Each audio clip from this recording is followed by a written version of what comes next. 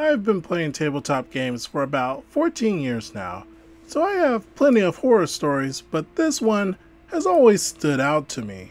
Growing up, I lived in a small Midwestern town, so the pool of people interested in tabletop games was pretty small. Naturally, this meant that some of the regular players in my games were a bit on the weird side. For most of them, it was harmless. However, there was one that was a constant thorn in my side. Larry actually sought me out halfway through high school, hearing that I was a fan of tabletop games from a mutual friend. We played together for years, and he was almost always the source of frustration. But he was the only friend I had who was willing to run games, so I begrudgingly kept him around.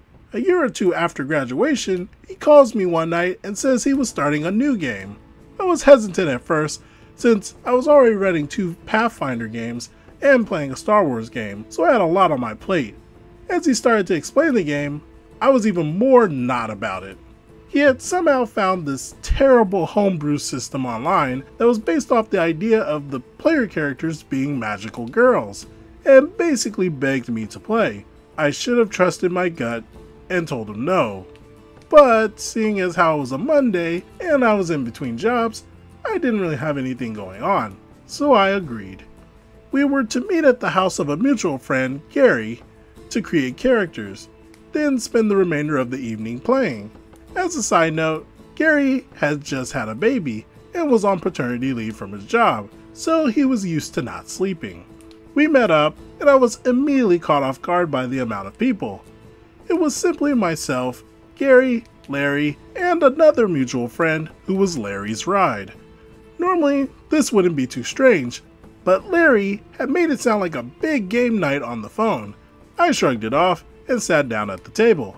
Larry began walking us through the motions of making characters.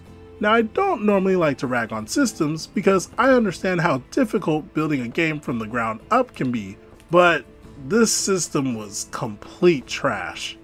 The rules were almost non-existent, and despite reading over the handout he gave us, I could not wrap my mind around how to make a character. I wasn't alone in this either.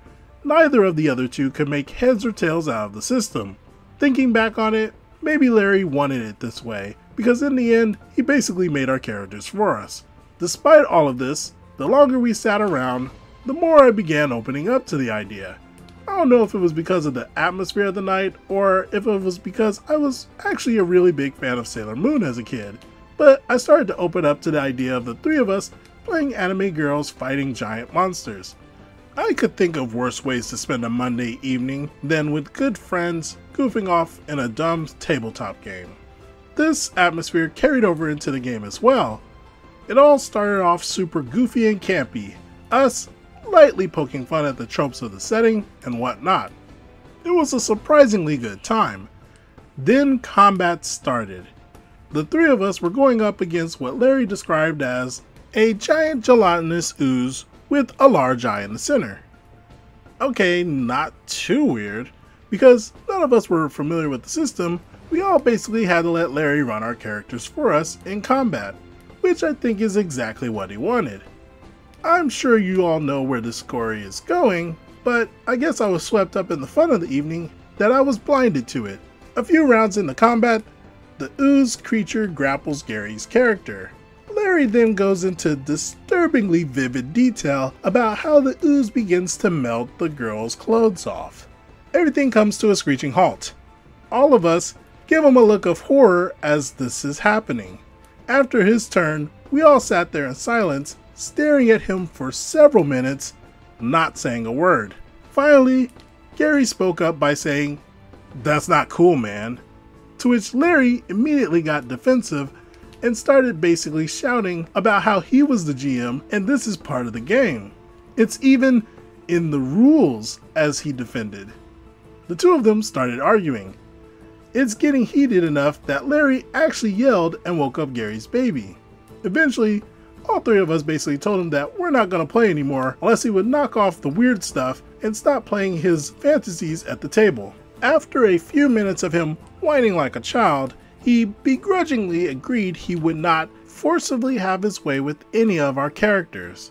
Disgusting as that sounds, His phrasing is important for what happens next. Eventually, tensions ease up a bit, and he ends combat abruptly by saying the monster flees into the city, expecting us to chase it.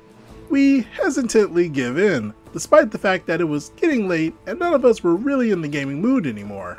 While we're looking for the creature, Gary's baby wakes up again. So naturally, Gary brings her in and they're trying to rock her back to sleep. This really annoys Larry for whatever reason. Every couple of minutes he would say something like, "This isn't an appropriate place to have a child," or "Just let her cry herself back to sleep," or anytime she made a noise he would stop mid-sentence and stare at her. Keep in mind this child is a few weeks old, so ignoring her would not be ideal, especially if something was wrong. Tensions continue to build, especially between Larry and Gary, and after another hour or so, we finally find out that the monster has infiltrated a house in the suburbs. Our characters hear a blood-curdling scream, and as we break in, Larry vividly describes a horrendously violent and disturbing scene where the monster has entered into a house, brutally killed a father and a young child, and was in the process of assaulting the wife. All three of us immediately were like, "Nope, we're out." Gary gets up and demands he leaves. Larry had the audacity to pretend he was confused as to why, accusing us of not being able to take a joke, and even saying something along the lines of, "I kept my promise, nothing happened to your characters." In the end, he grabbed his stuff and left, presumably to walk home, since his ride stayed there and hung out with us afterwards. This was several years ago, and that was the last time I saw Larry. What was so weird about it is, despite Larry being a bit of a jerk and a problem player in other regards, he had never had anything like this in any of his games. It was as confusing as it was disturbing. I don't really know what happened to Larry, since after that whole fiasco he blocked all of us on social media, and I've since moved away from my hometown and have little to no contact with most of my old gaming group. For once, a story where the group is in unison and stands up against something wrong as soon as it happens. Far too many people let it go too far, and it's nice for once for the DM to have a walk of shame. What do you all think?